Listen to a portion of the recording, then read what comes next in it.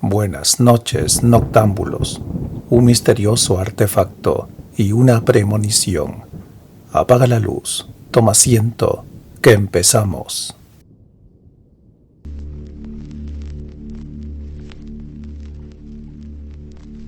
La lámpara de Alhazred, de Howard Phillips Lovecraft y August Derleth.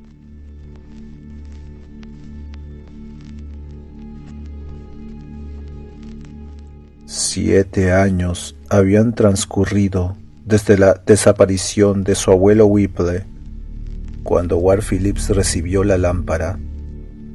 Esta, así como la casa de la calle Ángel, donde vivía Ward, habían pertenecido a su abuelo.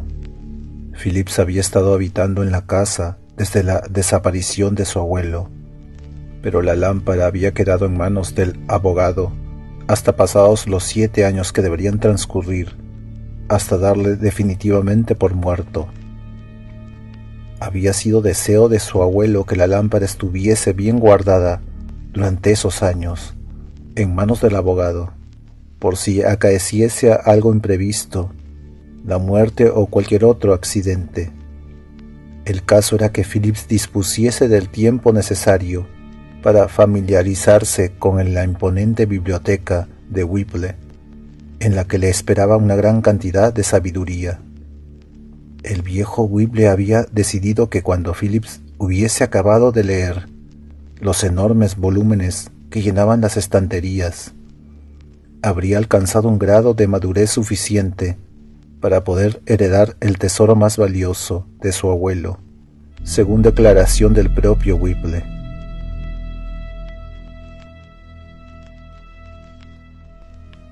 Phillips tenía entonces 30 años y una salud delicada, lo cual era normal, pues desde niño siempre había sido un poco enfermizo.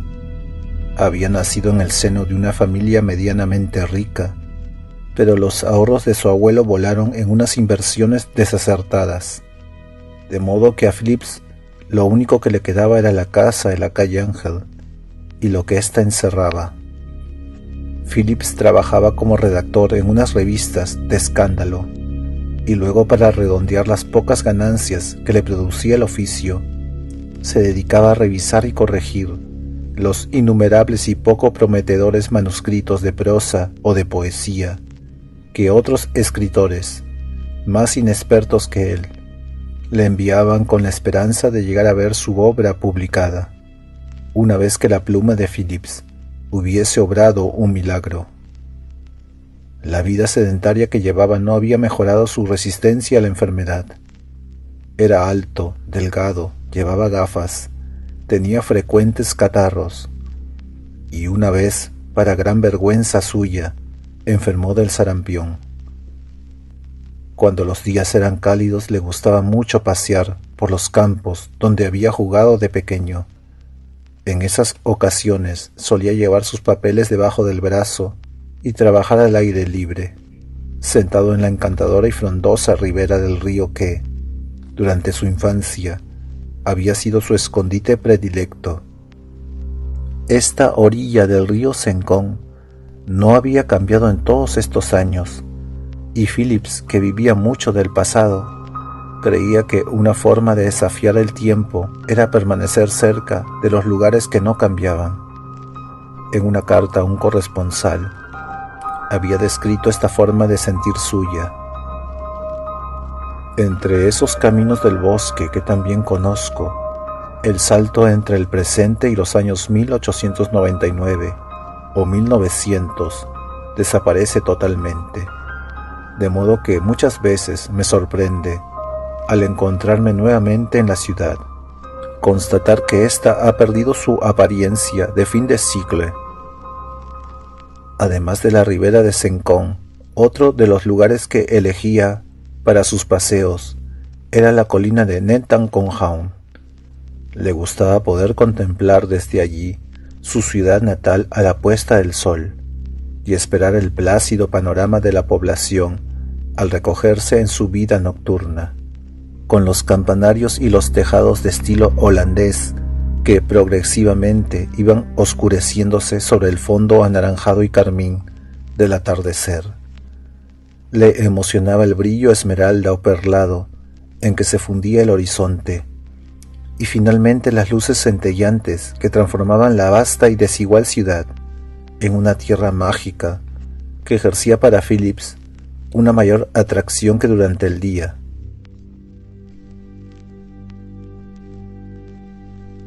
Hacía mucho tiempo que Phillips había renunciado a alumbrarse con luz eléctrica, pues ésta resultaba excesivamente cara para sus modestos ingresos. Pero como sus largas excursiones diurnas le obligaban a trabajar hasta muy avanzada la noche, la famosa lámpara de su abuelo Whipple, por muy extraña y vieja que fuera, le iba a ser de una gran utilidad. La carta que acompañaba el último regalo del viejo, cuya relación con su nieto había sido muy profunda desde la muerte de los padres del niño, le explicaba que la lámpara provenía de una tumba de Arabia en los comienzos de la historia. Decía que había pertenecido a un árabe medio loco llamado Abdul al-Jazred. Era obra de la fabulosa tribu de Ad, una de las 4 misteriosas y poco conocidas de Arabia. Ad estaba en el sur, Tamont en el norte, y en el centro de la península estaba ocupado por Tams y Hadís. Había sido hallada hace mucho tiempo en una ciudad oculta llamada Irem, edificada por Shedad, el último de los déspotas de Ad. Era la ciudad de las columnas, conocida por algunos como la ciudad sin nombre. Decían que se encontraba cerca de Hadramand. Según otros, debía estar enterrada bajo las antiquísimas y siempre movedizas arenas de Arabia. De todas maneras, salvo los favoritos del profeta, que habían logrado encontrarla, nunca nadie había conseguido verla. Para terminar su larga carta, el viejo Whipple había escrito: puede proporcionar tanto placer encendida como apagada. Igualmente puede traer dolor. Es la fuente del éxtasis o del terror.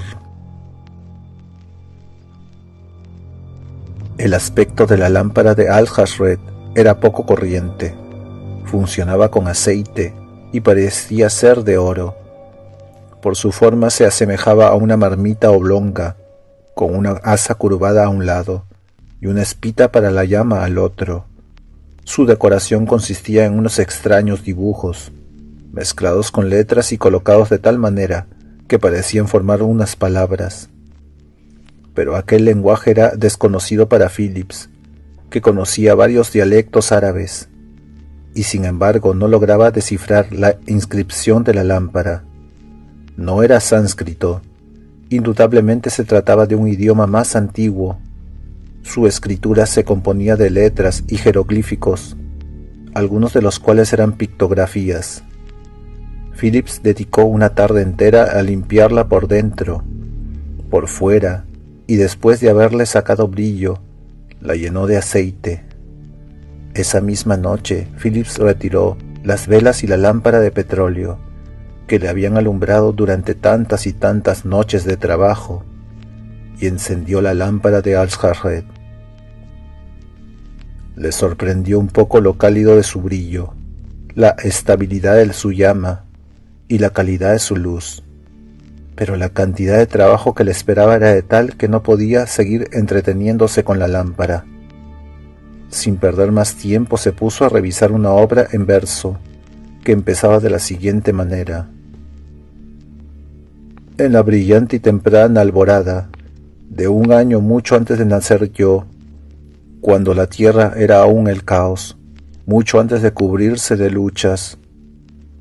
Y continuaba así, en ese mismo estilo arcaico y caído, completamente en desuso.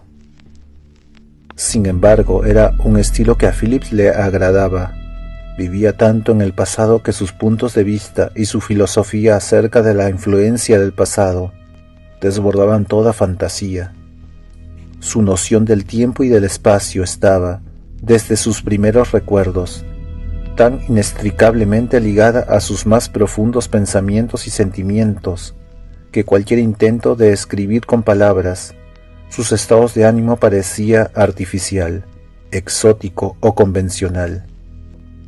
Durante décadas enteras, los sueños de Phillips estuvieron compuestos por una extraña mezcla de inquietud aventurera, unida a paisajes, perspectivas arquitectónicas y efectos de la bóveda celeste.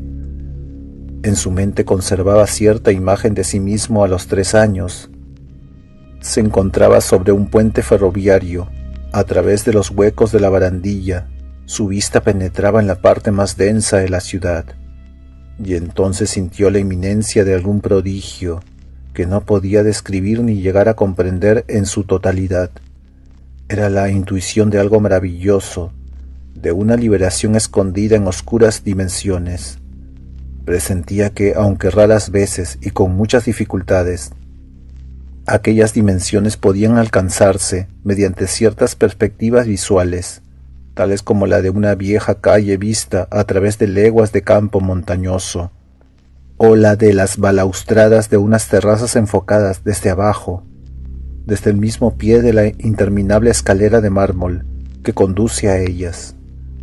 Es cierto que Phillips soñaba con vivir en el siglo XVIII, o incluso antes, cuando todavía había tiempo para el arte de la conversación, y cuando el hombre podía vestirse con cierta elegancia, sin ser observado con extrañeza por sus vecinos. Pero por muy intenso que fuera su deseo de volver, a un tiempo en que el mundo era más joven y menos apurado, la falta de imaginación y las pocas ideas que reflejaban las líneas sobre las cuales estaba trabajando, sumadas a su propio cansancio, le hicieron sentirse incapaz de seguir con su tarea. Reconoció que no podía interesarse por esas líneas tan poco inspiradas. Apartó el manuscrito y se inclinó hacia atrás para descansar. Fue entonces cuando observó el súbito cambio que se había operado a su alrededor. Las familiares paredes tapizadas de libros, salvo en los huecos de las ventanas. Phillips tenía la manía de taparlas con cortinas para que ninguna luz exterior, ya fuera la del sol o la de la luna, o la de las estrellas, invadiese su santuario. Estaban extrañamente cambiadas. No era solo la claridad difundida sobre ellas por la lámpara de Arabia lo que las había modificado, sino que la misma luz proyectaba contra las paredes objetos desconocidos para Phillips. Dondequiera que iluminara la lámpara, contra las paredes, sobre los lomos de los libros alienados en sus estantes, Phillips contemplaba unas escenas que ni los fondos más misteriosos de su imaginación hubiesen podido crear. En cambio, en todas las zonas oscuras, tales como la gran mancha de sombra que el respaldo de la silla de Phillips proyectaba sobre una parte de los estantes, no veía nada más que la oscuridad de las sombras, y en ellas la monotonía de los libros alienados. Phillips permaneció sentado y, maravillado, contempló las escenas que se desarrollaban ante él. Luego quiso reaccionar y pensó que era víctima de una ilusión óptica, pero tal explicación a ese fenómeno no le satisfacía y la rechazó. Por otra parte, tenía el curioso convencimiento de que no deseaba hallar explicación alguna, de que no la necesitaba. Algo maravilloso había ocurrido. Sabía que tenía que ser pasajero y no quería conocer o sentir más que la admiración por lo que sus ojos presenciaban. El mundo que veía a la luz de la lámpara era de una rareza suprema.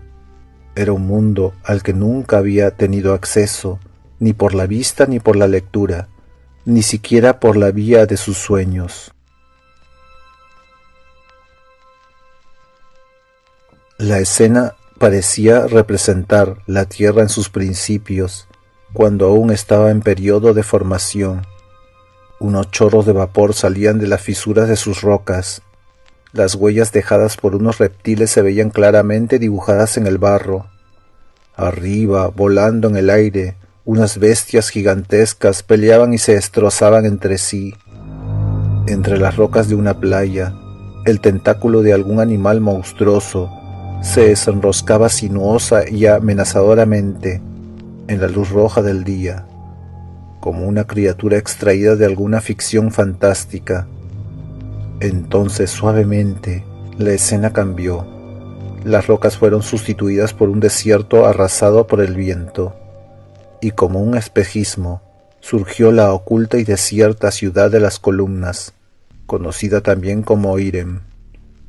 Phillips sabía que ahora, cuando ningún pie humano pisaba ya las calles de esa ciudad, unos seres terribles seguían merodeando entre los pilares de piedra de las viviendas, que no estaban en ruinas, sino que permanecían en el estado en que se encontraban cuando sus antiguos habitantes fueron aniquilados o echados de la ciudad por aquellos entes venidos del cielo para asediar Irem y apoderarse de ella.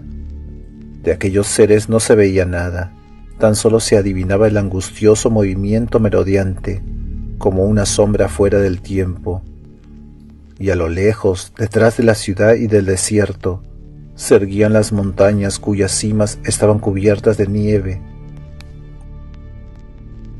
Cuando aún las estaba contemplando, Phillips tuvo conocimiento de sus nombres, porque en ese mismo momento se revelaron a su mente. La ciudad en el desierto era la ciudad sin nombre, y las cumbres nevadas eran las montañas de la locura, o quizá Kadad, en el páramo frío. A Phillips le divertía dar sus nombres a estos lugares del paisaje, pues se le ocurrían con facilidad. Le venían a la mente como si hubiesen estado rondando el perímetro de sus pensamientos, en espera de la oportunidad que les permitiera encarnar en una vivencia real.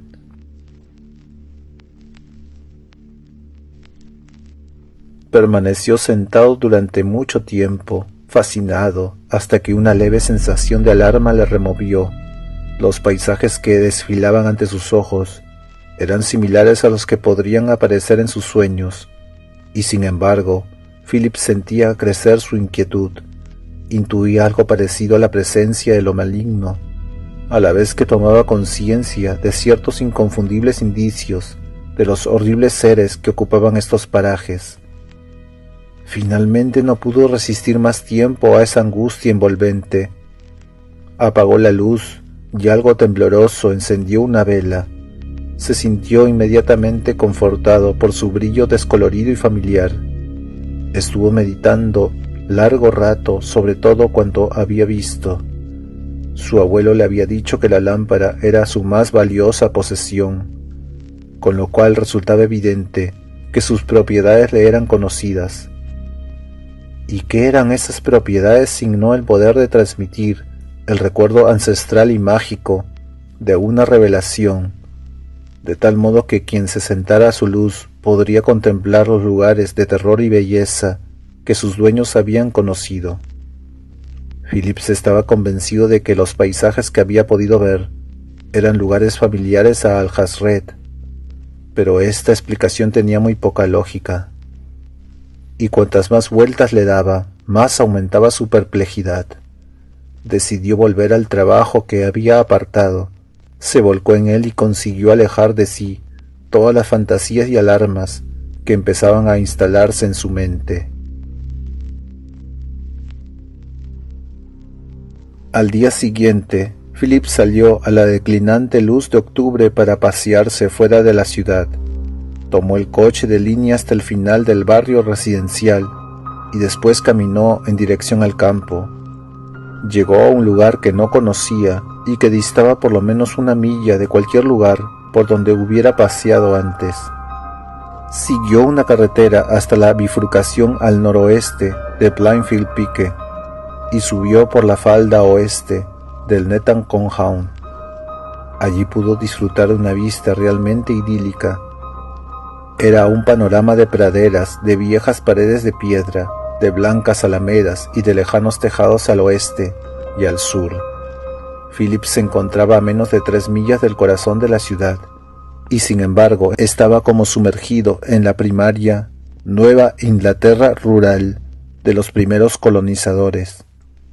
Antes de la puesta del sol, subió hasta arriba de la colina en dirección a uno de sus escondrijos familiares, que siempre le habían atraído. Nunca hasta entonces se había percatado ante la perspectiva que tenía del extenso campo, Todo era resplandor de riachuelos, bosques lejanos y cielo naranja místico, con el gran disco solar rojo hundiéndose entre las franjas de estratos de nubes. Se adentró en el bosque y pudo contemplar la misma puesta del sol a través de los árboles. Luego volvió hacia el este para cruzar la colina en dirección a uno de sus escondrijos familiares y que siempre le habían atraído. Nunca hasta entonces se había percatado de la inmensa extensión de Netan Compound, hasta que una simple colina era una verdadera planicie en miniatura, con sus valles, sus cordilleras y sus cimas propias, desde alguna de sus praderas ocultas, tan alejadas de toda señal de vida humana. La vista que se le ofrecía sobre el remoto cielo urbano le maravilló. Era un sueño de picachos encantados y de cúpulas medio flotando en el aire y rodeadas de una oscura aura de misterio. Las ventanas superiores de algunas de las torres más altas conservaban la incandescencia que el sol ya había perdido y ofrecían una visión de resplandor irreal. Seguidamente Phillips pudo admirar el gran disco de la luna de Orión, flotando alrededor de los campanarios y alminares, mientras que al oeste, en el horizonte brillantemente anaranjado, Venus y Júpiter empezaban a parpadear. Se adentró en la llanura. El camino atravesaba unos paisajes muy variados. Algunas veces serpenteaba por el interior y otras penetraba en los bosques y los cruzaba para acercarse a los valles oscuros que se deslizaban hacia la llanura inferior. Los grandes pedruscos que se balanceaban en las alturas rocosas producían un efecto espectral, druídico, al recortarse en el crepúsculo. Finalmente llegó a unos parajes que le eran más familiares. Allí, recubierto por la hierba, el promontorio de un viejo acueducto enterrado le daba la ilusión de pisar los restos de una carretera romana, y allí estaba la cima de la colina que siempre había conocido, extendida a sus pies. La ciudad se iluminaba rápidamente y se asemejaba a una constelación yaciendo en el profundo anochecer. La luna derramaba una inundación de oro pálido, y al oeste el resplandor de Venus y de Júpiter se acrecentaba con intensidad en el horizonte cada vez más difuso. El camino que le conduciría a su casa estaba ante él. No tenía más que bajar esa última pendiente para llegar al coche de línea que le llevaría a los prosaicos lugares frecuentados por el hombre. Pero durante todas estas horas apacibles, Phillips no había olvidado un solo instante su experiencia de la noche anterior, y no podía negar que ansiaba anticipar la llegada de la noche.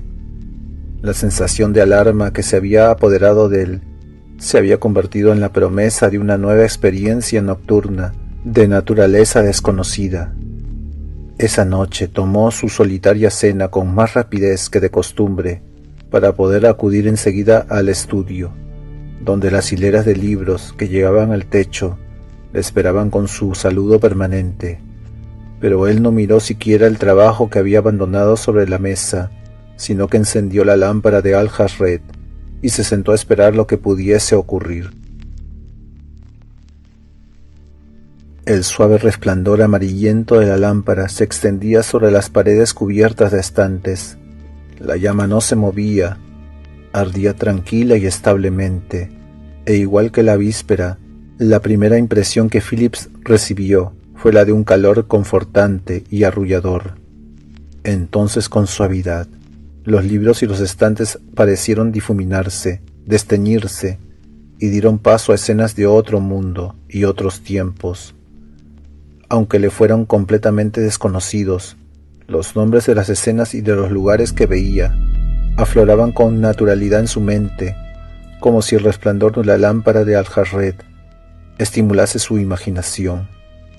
Vio una casa muy bella coronada de humo, en un promontorio como el cercano Gloucester. Vio un antiguo pueblo de estilo holandés, con un oscuro río que lo atravesaba, un pueblo como Salem, pero más malvado y misterioso, y llamó al pueblo Arkham, y al río Miskatonic. Vio la oscura ciudad costera de Innsmouth y detrás de ella el arrecife del diablo. Vio las profundidades acuáticas de R'lyeh, donde el difunto Cthulhu yacía durmiendo. Contempló la meseta de Len, arrasada por el viento, y las oscuras islas de los mares del sur. Pudo apreciar las tierras del ensueño, los paisajes de otros lugares, del espacio, así como las formas de vida que habían existido en otros tiempos, y que más viejos que la propia Tierra, remontaban a los primordiales, hasta Halley e incluso más allá. Pero presenciaba estas escenas como a través de una ventana que parecía invitarle a abandonar su propio mundo para viajar a estos reinos de maravilla y belleza. Y en Phillips la tentación era cada vez más fuerte. Temblaba con el deseo de obedecer, de dejar de ser lo que era, de intentar ser lo que tal vez podría ser. Pero como la noche anterior apagó la luz y agradeció la aparición de las paredes llenas de libros del estudio de su abuelo Whipple, renunció a las monótonas revisiones que le esperaban y se pasó el resto de la noche a la luz de la vela, escribiendo relatos cortos, inspirándose en las escenas y los seres que había visto a la luz de la lámpara de Alhazred. Pasó toda la noche escribiendo y todo el día siguiente durmiendo, exhausto, y a la noche antes de ponerse de nuevo a escribir, estuvo contestando unas cartas. En ellas hablaba de sus sueños, como ignorando si había visto realmente las imágenes que habían pasado ante sus ojos, o si las había soñado. Reconocía que los mundos de su propia ficción se entretejían con los mundos de la lámpara. Los deseos y anhelos de su juventud se habían fundido en su mente con las visiones de sus intentos creativos, que habían absorbido de igual forma los lugares de la lámpara y los secretos ocultos de su corazón, el cual, como la lámpara de Alhazred, había alcanzado los lejanos extremos del universo. Pasaron muchas noches sin que Phillips volviese a encender la lámpara. Las noches se sumaron, llegaron a formar meses, y los meses años. Envejeció, sus relatos de ficción fueron publicados, y con ellos las mitologías de Cthulhu, de Hastur el Inefable, de Yog-Sothoth, de Chub-Niggurath, la cabra negra de los bosques con sus 1000 crías, de Hypnos, el dios del sueño, de los primigenios mayores y de su mensajero Nyarlathotep. Todos estos seres mitológicos, con el oscuro mundo de sombras que representaban, llegaron a formar parte integrante de la intimidad de Phillips.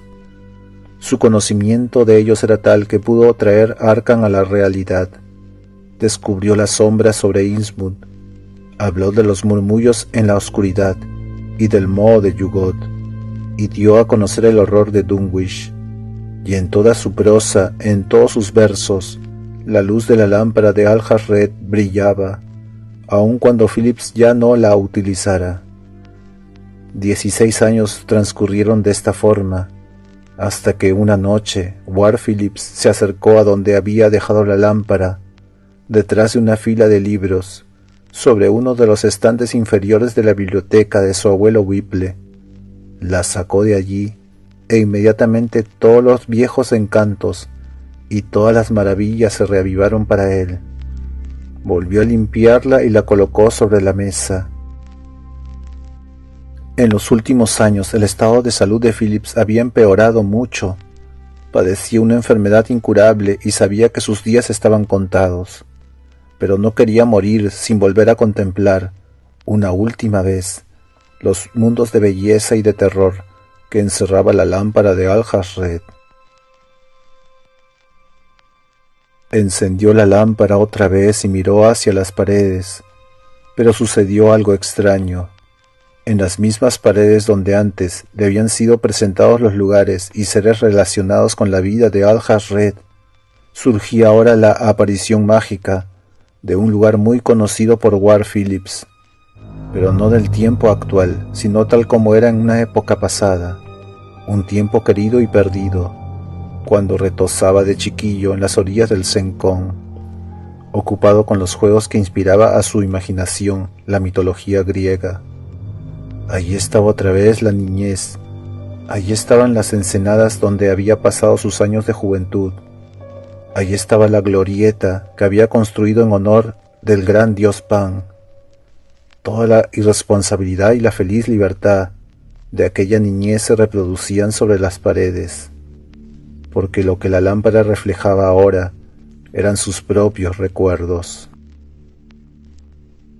Anhelante, pensó que quizás siempre le habían proporcionado la lámpara recuerdos ancestrales, pues ¿quién podía negar que su abuelo Whipple, cuando era joven, o los que le precedieron en la línea de Ward Phillips, habían visto todos aquellos lugares iluminados por la lámpara? Y otra vez fue como si mirase por una puerta abierta. La escena le invitaba. Se levantó dificultosamente y caminó hacia la pared. No dudó más que un instante. Luego siguió hacia los libros.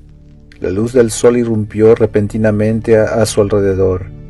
Se sintió libre de sus cadenas y empezó a correr ligeramente a lo largo de la orilla del Sencón, donde los escenarios de sus primeros años le esperaban para que rejuveneciese, para que volviera a empezar una vida en los tiempos apacibles, cuando el mundo era joven.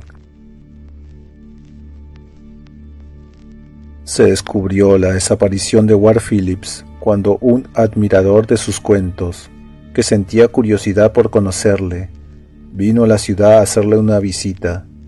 Se llegó a la conclusión de que se había sentido mal en el bosque y había fallecido ahí, pues sus paseos solitarios eran bien conocidos por los vecinos de la calle Ángel, así como el paulatino agravamiento de su salud. Organizaron varias excursiones para explorar los alrededores de Nether Compound y las orillas, pero no encontraron rastro de Ward Phillips. La policía confiaba en que algún día se encontrarían sus restos, pero nada descubrió y con el tiempo el misterio sin resolver se perdió en los archivos.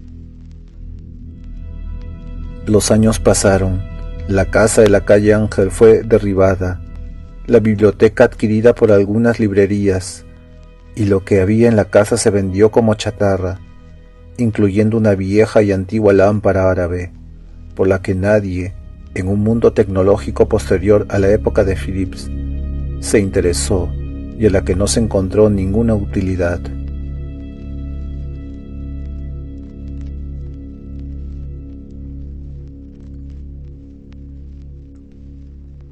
Si el video fue de tu agrado, por favor, compártelo y suscríbete.